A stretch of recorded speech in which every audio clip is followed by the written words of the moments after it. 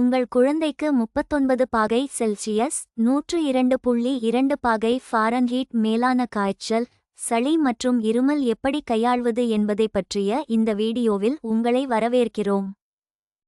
உங்கள் குழந்தைக்கு 39 பாகை செல்சியஸ்க்கு மேற்பட்ட காய்ச்சல் இருப்பதால் உங்கள் மருத்துவர் இந்த வீடியோவை பரிந்துரைத்துள்ளார். இதில் உங்கள் குழந்தையின் அறிகுறிகளை எவ்வாறு கையாள்வது மற்றும் எப்போது மருத்துவரை அணுக வேண்டும் என்பதை விளக்கும்.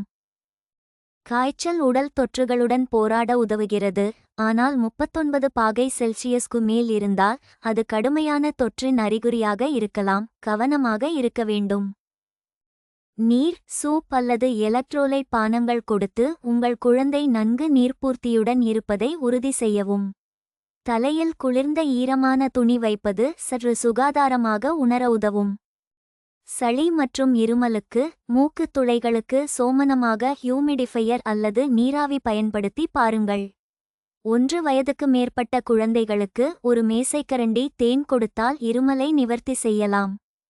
காய்ச்சல் 3 நாட்களுக்கும் மேலாக இருந்தால், அதிகரித்தால் அல்லது உங்கள் குழந்தை மிகவும் சோர்வாக இருந்தால், தண்ணீர் குடிக்க மறுத்தால் அல்லது நீரிழப்பின் அறிகுறிகள் இருந்தால் உடனே மருத்துவரை அணுகவும்.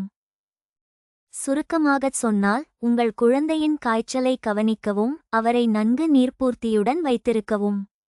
அறிகுறிகள் தொடர்ந்தால் அல்லது மோசமடைந்தால் மருத்துவரை அணுகவும். மேலதிக வழிகாட்டலுக்கு உங்கள் மருத்துவரை தொடர்பு கொள்ளவும்.